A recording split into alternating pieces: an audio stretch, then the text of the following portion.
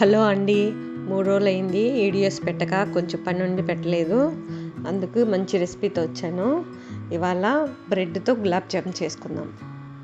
First గిన్నె తీసుకోవాలండి. గిన్నె తీసుకొని సన్నగా కట్ చేసుకోవాలి. బెడ్ చుట్టూ లేయర్లన్నీ తీసేసినాక సన్నగా కట్ చేసుకోవాలండి. అది చేత్తో సన్నగా కట్ చేసుకున్నాక మిక్సీలో వేసుకోవాలండి. మిక్సీ గిన్నెలు వేసుకొని జాడలో మిక్సీ పట్టేసుకోవాలి.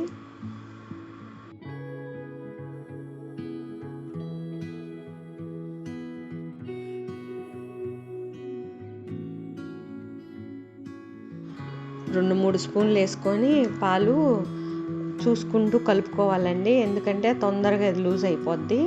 బాగా కలిపేసుకోవాలి. పాలు పోసుకుంటూ కలుపుకోవాలి. అలానే బాగా కలిపేసుకోవాలండి. చాలా మెత్తగా కలుపుకోవాలి. 5 నిమిషాలు మనకు అర్థమైపోద్ది.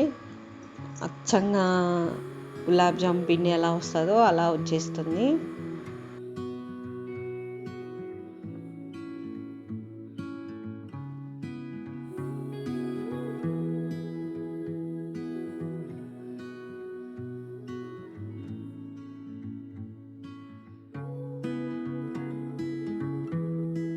వచ్చిందండి మెత్తగా పిండి. బాగా గులాబ్ జామ్ పిండి ఎలా వస్తుందో అటు వచ్చేసింది. మొత్తం రౌండ్స్ చేసేసుకుంటున్నాను. ఒక బౌల్ తీసుకొని ఆ రౌండ్స్ చేసుకొని మొత్తం దాంట్లో పెట్టేసుకున్నానండి.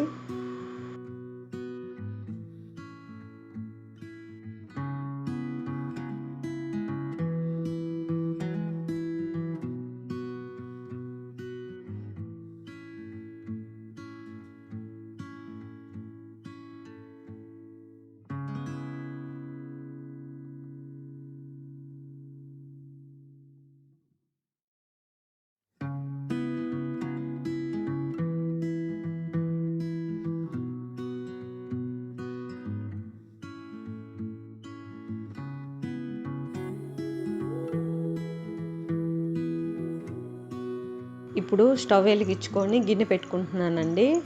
పంచదార సిరప్ చేసుకుందాం.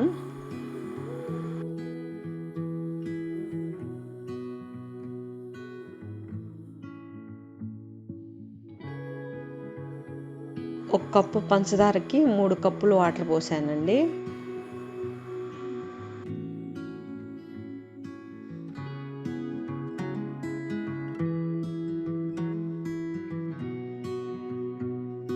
పంచదార సిరప్ బాగా కాగబెట్టుకోవాలండి. ఓ 10 నిమిషాలు. ఎందుకంటే దానికి ఏమి మనకి పాకం గీకం రానవసరం లేదు. ఓ 10 నిమిషాలు కాగబెట్టుకొని 2 ఏలకలు వేసుకుంటే చాలు. నేనేంటంటే కొంచెం ఇవి జీడిపప్పు, బాదం పప్పు వేసుకుంటున్నానండి. మా ఇంట్లో కొంచెం ఎక్కువ తింటారని వేసుకుంటున్నా. అవి 2 అవసరం లేదు, వేసుకోవాల్సిన అవసరం. అవి వేస్తే బాగుంటాయని వేస్తున్నాను. ఎవరిష్టం వాళ్ళకి. పంచదార సిరప్ అయిపోయిందండి, దింపేశాను. స్టవ్ వెలిగించుకొని మళ్ళీ ప్యాన్ పెట్టుకుంటున్నాను. ఆయిల్ పోసుకుంటున్నానండి. ఆయిల్ కాగిందండి, వేసుకుంటున్నాను. ఒకటి వేసి చూశాను. కొంచెం లోలో పెట్టుకొని బాగా వేపుకుంటే బాగుంటుంది. కాగిపోయింది, వేపుకుంటున్నాను.